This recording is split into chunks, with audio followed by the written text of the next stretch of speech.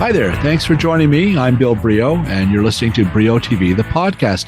Listening and watching. This is a special video and audio episode, so look for it on YouTube channels under Bill Brio. But listen, if you grew up in Toronto in the 1970s, as I did, one of your heroes has to be John Candy, whether you saw him on the Second City stages or, on TV, on SCTV, in films like Planes, Trains, and Automobiles and Uncle Buck, or even at Argo games, where he was a co-owner of the Toronto Football Club with Bruce McNall and Wayne Gretzky. The guy was just tremendous. He was really Johnny Toronto. And that's all part of this documentary. Now, John Candy died of a heart attack at 43 in 1994. But he's celebrated in this John Candy, I Like Me doc, and it's on Prime Video on October 10th. And really, do not miss it. It's fantastic. Film features a who's who of comedy stars, including Tom Hanks, Colin's dad, who co-starred with Candy in the film Splash in 1984. I happened to be in line at the Mount Pleasant Theater seeing that year. And just ahead of us in line was Eugene Levy, who's in the film. So that's a memory that was kind of cool. Now, others who are in the documentary, we've got some great testimony from people like Bill Murray, who struggled to find something to complain about when talking about Candy. He did finally find something to criticize. And also Dan Aykroyd, who... those are two guys you just can't get on the phone. They're really hard to book. Reynolds talks about that. We'll hear from him later on how he just barely managed to squeeze them in at the 11th hour. But boy, was it worth it. They're both very insightful. Others who we see in the doc, Conan O'Brien, he met him when he was at Harvard. Catherine O'Hara, she did the eulogy, and it's a tearjerker. When you hear it in the doc, have Kleenex handy. A lot of other people who worked with him at Second City and on SCTV. So without further ado, who you're going to hear from now is two who called him dad. And I'm talking, of course, about Jennifer Candy Sullivan and Christopher Candy, John Candy's children. Obviously you've seen the documentary already. Yes. I watched a screener yesterday, and I think I cried for an hour and a half. Yeah. Yep. It's incredibly moving, and I just wonder your reaction to the. I can't imagine an assembly of people I admire more than the people who talked about your dad. What's that like to hear all of that from those people? It's emotional to hear it all. Like you said, you cried for hours. It's like, I think every time we watch the documentary, just the opening bit, I'm already crying. Yes. You just have all this emotion, and then you see all of our dad's friends and our friends and family come together and just talk about our dad in such a positive way, but then in also a real way. And it was just how he was. And I think it's very emotional, and it brings a lot of smiles, but it brings a lot of tears.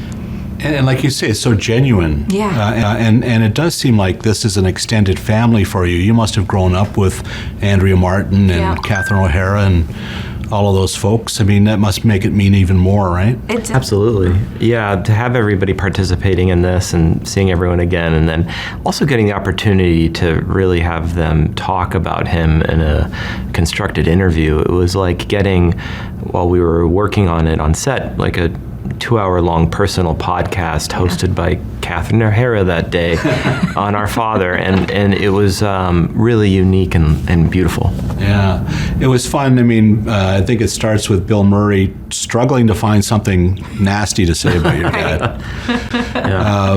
There must have been something else nasty. He must have made you get up too early or something. Oh, yeah, no, there were moments. He still was a dad, There was like, or do your homework. It's like, why are you late? X, Y, and Z. Clean your room, make your bed, all that kind of stuff. Yeah.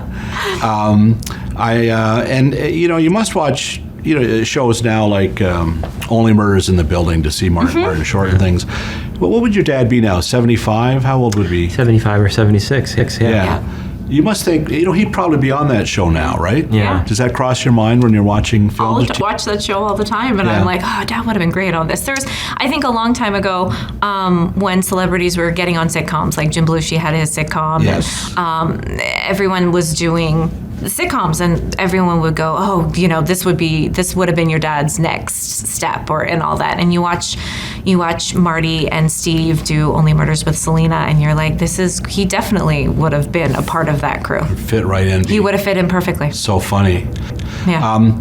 Now, besides all these celebrities, you must meet just regular folks who, and I'm sure a lot of them, when they realize you're John Candy's children, have a story or just wanted to talk to you about it, right? What are those encounters like?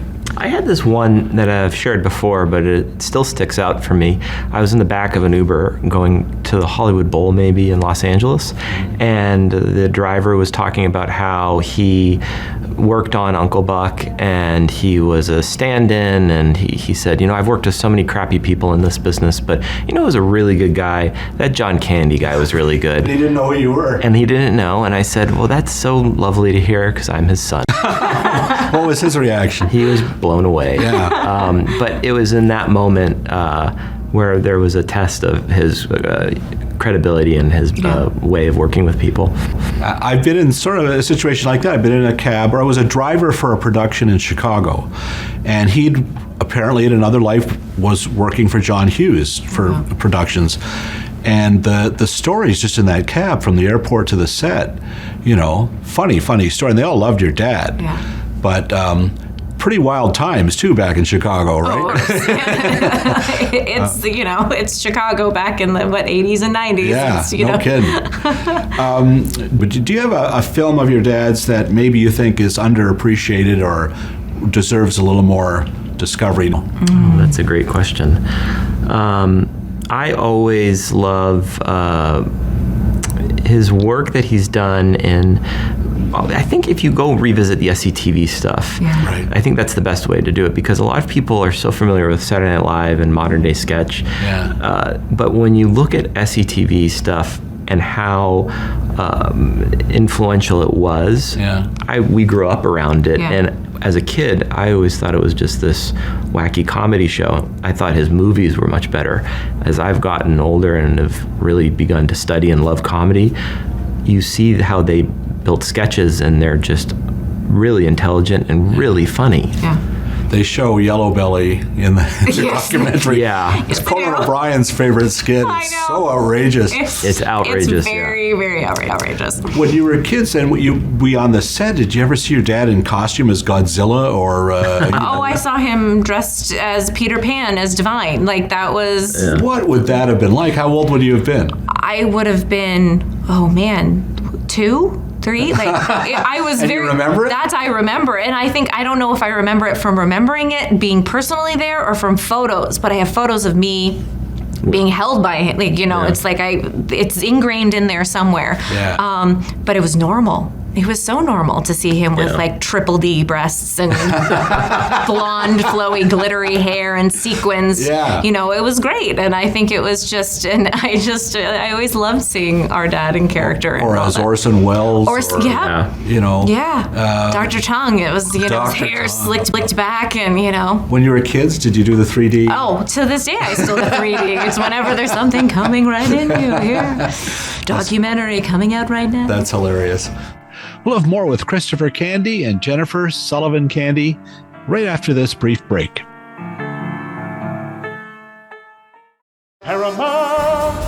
Here on the Mountain of Entertainment, we take crime off the streets and bring it right into your living room. We're throwing the book at boredom with every episode of Matlock, Watson, Elsbeth, and the biggest crime lineup you've ever seen. You have the right to remain entertained. Stream Paramount Plus from $6.99 a month. Gonna need backup here? Paramount Plus.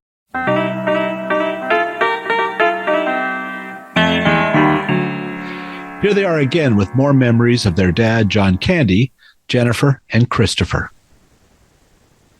Well, how did it come about? Why 2025? Why is now the time to tell this story, do you think? It was just the time at which it took to get the project made. Documentaries are taking a long time, Yes, so we've been working on it for quite a while, so it just luckily happened to be 2025. And were there things that you really wanted in this documentary? Was there stuff we make sure we do this or that, or? We had just wanted to make sure that this was the documentary for him, that we looked under every rock and we were able to tell the human story of John Candy. I think a lot of the documentaries in the past point to a dark side, or they brush over some of the heavier lifting that a documentary has to do. And the intention of this was to really spell it out for the audience. Yes, he dealt with anxiety, but this is actually maybe where it started. And this was maybe the trauma that he dealt with or the pain he was going through, to help you understand that. And that was important for yeah, me. because everyone would always assume it's like, oh, well, he smoked and drank and did the obvious. It's like the obvious. It's like, well, But why? But why? It's like the root of it. It's like, yeah, everyone in America has some sort of, bad habit. And so in Canada and it's just, it's human nature to have a bad habit. But what's the root of it? And it works brilliantly, because I didn't realize that his father died when he was on his 5th birthday. Yeah. And then it does spell out everything that comes after that, and why. You look in his eyes and could see that hurt in certain instances he could draw on.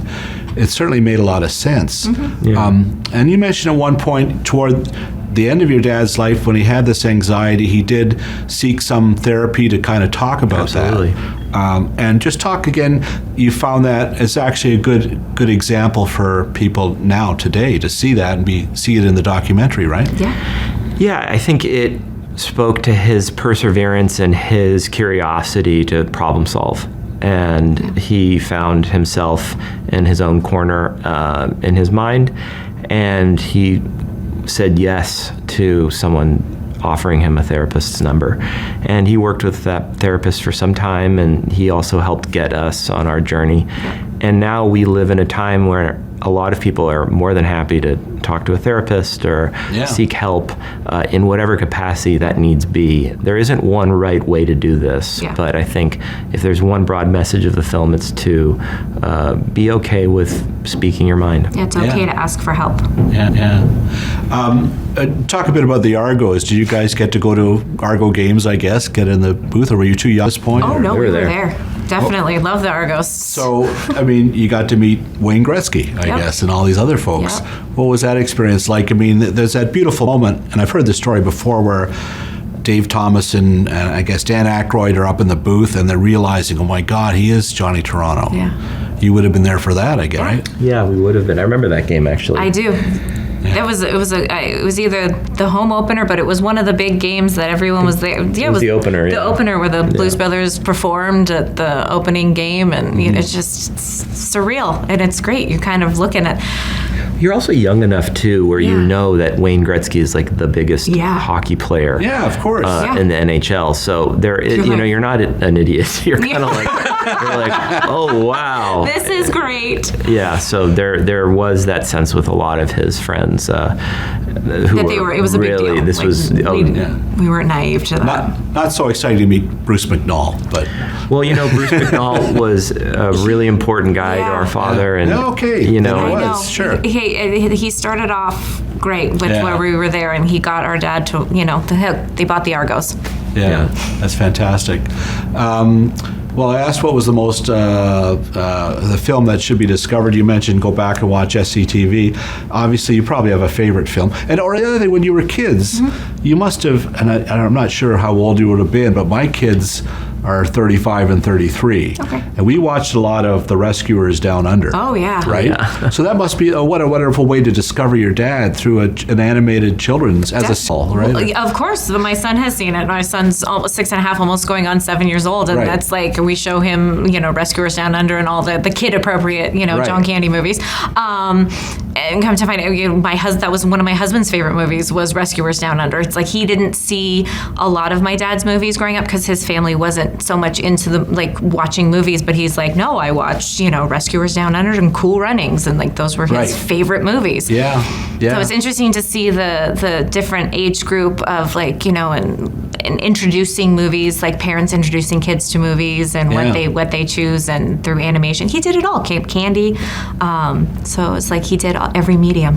Yeah, no kidding. Do the same favorites, or in terms of? I love Rescuers Down Under. It's a great, It's a sweet film. talk about an underrated film that I think Bob needs Newhart, to. right? Yeah, you guys got to be resurfaced. Yeah. But Planes, Trains, and Automobiles is Yeah. just the classic, and we had such a fun relationship with John Hughes. Yeah. So it's really nice to see their work just, on all, 8 cylinders cooking. It's Yeah. a beautiful film. You must be excited for tonight. There's going to be the premiere of the Toronto Yeah. Film Festival. It packed Roy Thompson Hall, a lot of people in the house. That's going to be proving, Yep. I imagine. I am not wearing mascara tonight.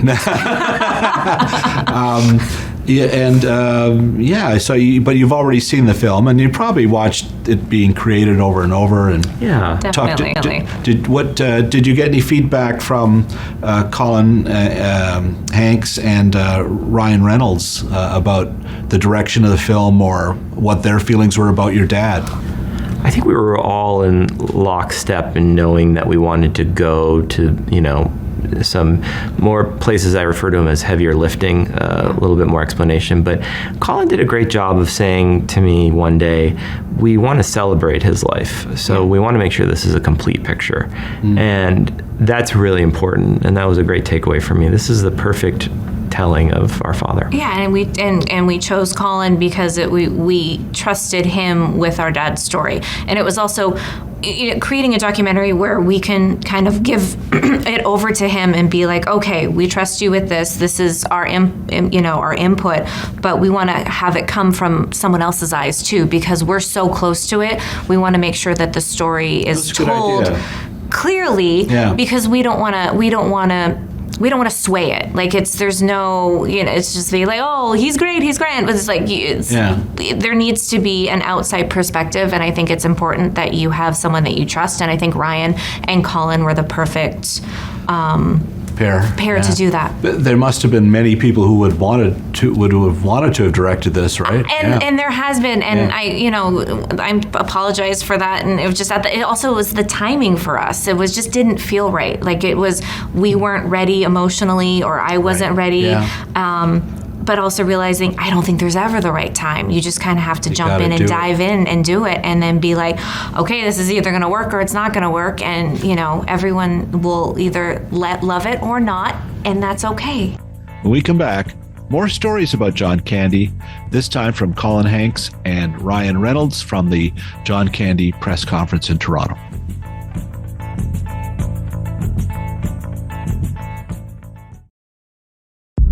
Time once again to check in with Emily Gagne at Hollywood Suite. And Emily, it looks like you're sitting out in a pumpkin patch. You're right, Bill. I thought this was the perfect place to announce that Shocktober is back on Hollywood Suite, and it's better than ever. Okay, well, what do you got for us?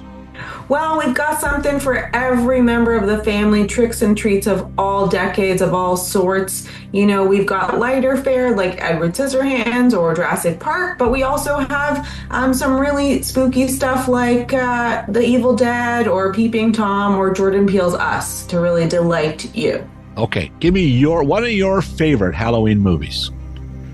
I'm going to say Halloween 3 Season of the Witch, which we do have on Hollywood Suite. It is the only entry in the Halloween franchise that does not have Michael Myers, and it is a wild time, so I highly recommend watching it this season. All right, well, there you have it. Shocktober, all month on Hollywood Suite. Thank you, Emily. Thank you, Bill.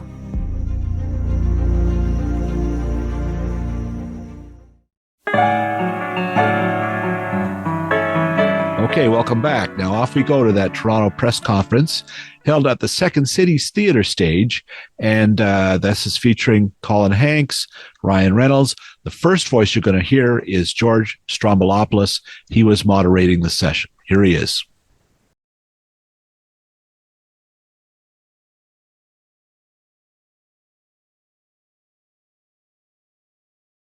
Let's just start with this. Why this film? Why now? And how did you get to be a part of this? Ryan called me up and basically sort of said, I don't want to live in a world where there is not a documentary about John Candy. And I said, I think I agree. I don't want to live in that world either. And then he said, I think you should direct it. And I said, wait a minute, stop. And we ended up just having a lovely sort of conversation about if we were to do that, like what would that actually be?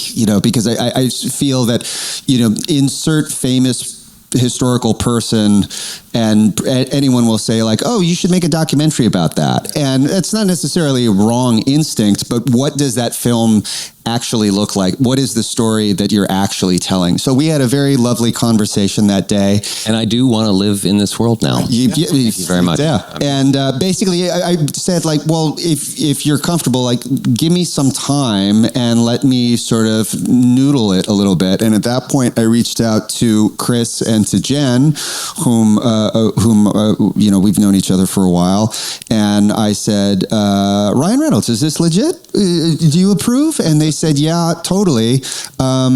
Please do it. And so that was sort of the initial prefer Errol Morris. But that speaks to you and Ryan, Colin.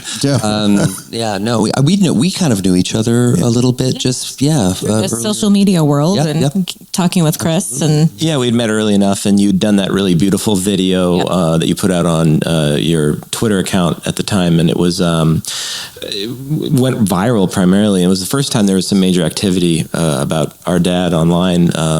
And I think that was instructive, though. Yeah, but you saw how people really grabbed onto it. They grabbed onto it. It was a great little snippet of what a documentary, full-length documentary could be. And so, I think that kind of started percolating, and that's when the sled started going down the hill. Yep. Right. And aside from wanting to live in a world that has this kind of film, what made you think that you were going to be the guy that could help pull this together, Ryan? Well, I've always been obsessed with John, and I've always loved him so much. And the reasons why are a little bit like when filmmakers, sit at sort of these awards functions, and the theme of their movie seems to change from function to function. But the theme of why I love John changes and morphs. But I realize it's actually just kind of evolving a little bit. And John really kind of, to me, represents togetherness, joy, not punching down. John was a good person when no one was watching. And I think that that's a beautiful thing when we live in a very curated world right now. I mean, I would argue way too curated. John was around and moving through the world before any of that. And he just left in his wake this kind of a kindness and a joy, and I think having more. For me, it's nostalgia too. I think nostalgia is the greatest drug on earth, and John had a way about him that really brought people together, and still does to this day. I look at Planes, Trains, and Automobiles, and that performance of Del Griffith. I believe that would be nominated for an Academy Award if that were to come out in this moment today. Did you meet John on Splash? Yeah. No, I have very, very vivid memories of meeting John. In fact, one of the first times I remember being on a film set was on Splash. Was John, my dad, and Eugene with the arm and the cast and the neck brace. And so I have very vivid memories of John. And in fact, I have a handful of them because he was around for a few years there between Splash and volunteers, and I remember exchanges that I had with him, and I don't remember a lot of exchanges that I had. Macaulay Culkin sort of speaks to it in the film, but he had this way of, even if you were a young kid, he made you feel important, he made you feel special, and John made everyone feel that way, for whether it was a director or a co-star or just someone on the street, and so just that even little personal connection I had was sort of unique enough that I remember going like, oh yeah, that's right, I had that same experience. There's a really powerful moment where Macaulay Culkin talks about how his father had turned into a bit of a monster, and John was one of the first ones to recognize it.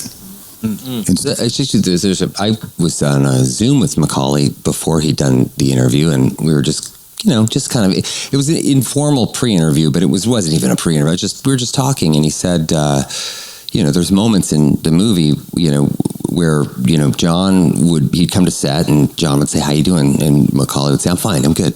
And John would stop him and really say, no, this is a lot.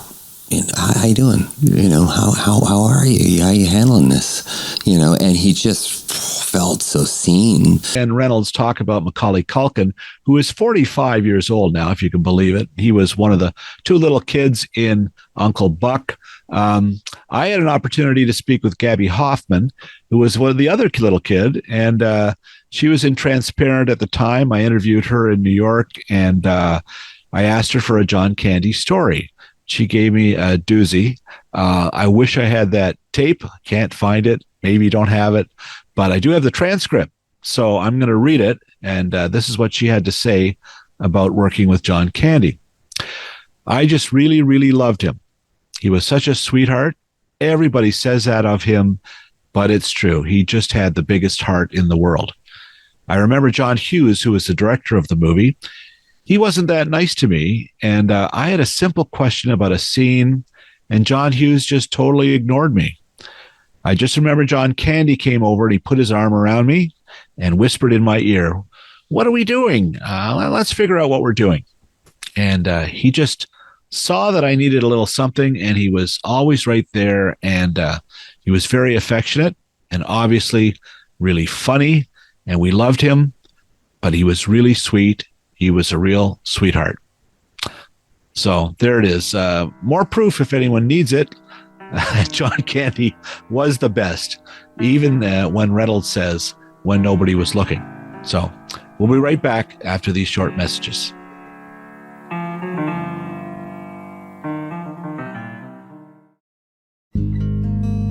Jordan Tutu's life has been predicated on his determination to rise above the pressures of being the first Inuk player in the NHL, addiction, and tragic loss.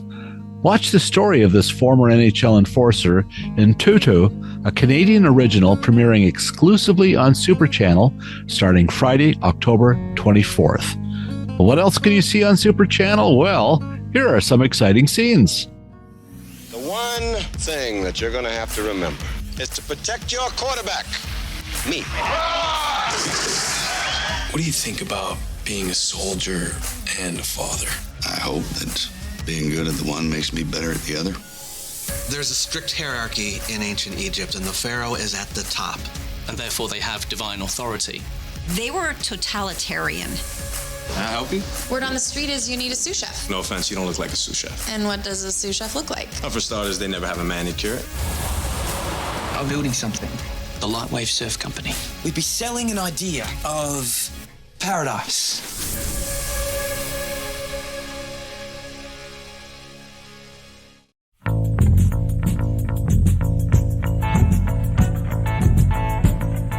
Well, welcome back to one more clip from that John Candy I Like Me press conference. As mentioned, many of Candy's film and comedy colleagues were happy to take part in this to sing his praises. However, not all of them were easy to reach, as producer Ryan Reynolds explains. Did anybody say no? No. Nobody said no, but there was, look, Bill Murray's not easy. That's hard to get. He said no, but he definitely didn't say yes. Yeah, I know he didn't say no, but he didn't say yes. My kid got him. I think in the end, I sent him a desperate plea. It's desperate when you switch to video for a message, where I'm like, Bill, I'm running out of time. Of course, existentially, because death will find me someday. But I'm also running out of time on this doc, and I was lying. I wasn't running out of time. I'd run out of time 2 weeks ago. Like it was over. That is true. And my kid woke up. My 2-year-old son woke up at like 11:30 at night to show me his Jingle Bells shirt.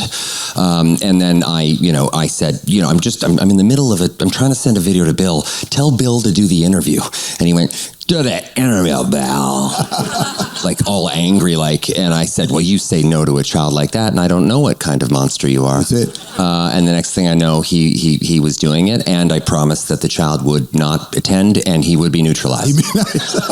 Ivan Reitman once told me that when they set up to shoot Stripes on day one of the shoot, they still didn't know if Bill was going to do the movie. Oh, wow. They didn't know if he was going to show up that day. That was even pre-fax, because there was a while where you just faxed him and to get him to do a movie. This was carrier pigeons or I don't know. Different era. Sort of a Paul Revere kind of thing. You and I grew up in Canada, Ryan, so we know that the wall of influence, the waves of influence from other countries. For a while, it was the UK and, of course, the United States.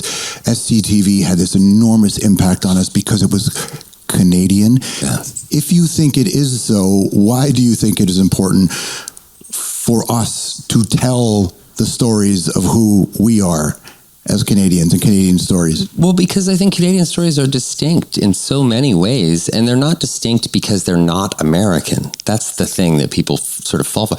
You know, New Zealand, sure. I mean, we're not Australian. You know, yeah, get it. But Canada is got its own kind of culture, its own kind of vibe.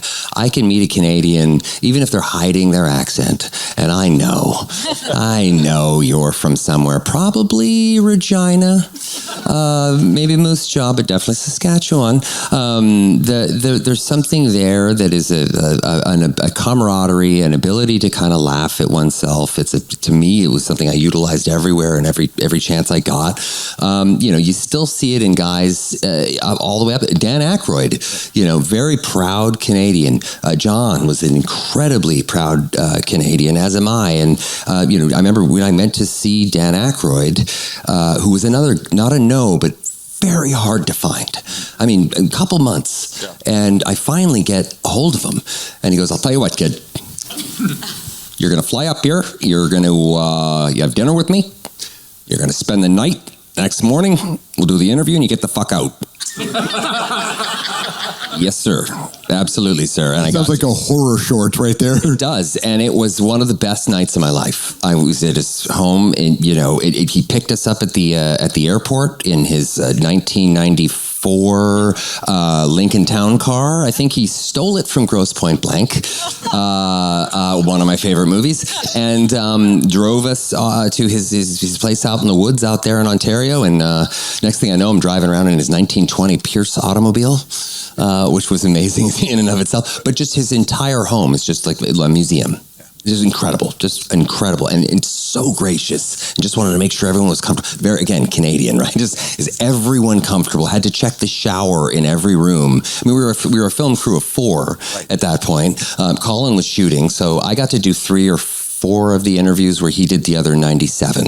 But I did get Dan and I did get Bill, and those were thrills for me. Yeah. Brandon Benitez, journalist, asks, how did you aim to capture the spirit of Canada while telling John's story of his life and work? But John is the spirit of Canada. You don't have to look for that. I mean, I think it's a mistake to try to, it's a rookie error. Even in a scripted film, you listen to the movie and the movie will speak to you. Sometimes it'll yell, especially if you're prepared. If you're prepared, you'll really hear it. And John's all over it. I think you'd be better qualified to answer that question. I think John is the spirit of Canada. I mean, look, I'm the lone American here, but I can sing "Oh Canada," both versions, and I can name all of the Canadian football teams, including both Rough Riders. Oh, wow. Great. Wow. So I am the space and without the space. Correct. Honorary. Correct. So I feel honorary in that way. For me, here's the thing. For me, it was a non-issue. John is John. John is Canadian, Canada is John, it's all part and parcel. It's all the same. And so the only thing that we needed to do was just showcase who John was, and everything would come from that, everything that would follow. And so if by any miracle someone sees this and says, wow, this is the spirit of Canada, this is it, that's all because of John. Well, there you have it. Do not miss John Candy, I Like Me, when it premieres October 10 on Prime Video. It's a lovely documentary, and have a box or 2 of hankies handy. I'd like to thank the folks at Prime Video Canada for setting up the interviews with Jennifer Candy Sullivan and Chris Candy, and as well as providing such terrific video and audio of the interview. Thanks to my producer, Phil Hong, and please look for the upcoming documentary, I Like Phil. Also, I'd like to thank the guys who did the music for these episodes many years ago, the Crispy Critters themselves, BJ Del Conte and Paul Boudra, along with piano man Stephen Dudley. Finally, thanks to you for watching and listening. And if you like this episode, please subscribe to the video channel at YouTube under Bill Brio. And also leave any likes and comments or anything like that. It all helps. So appreciate it. And I'm Bill Brio. Thanks for listening.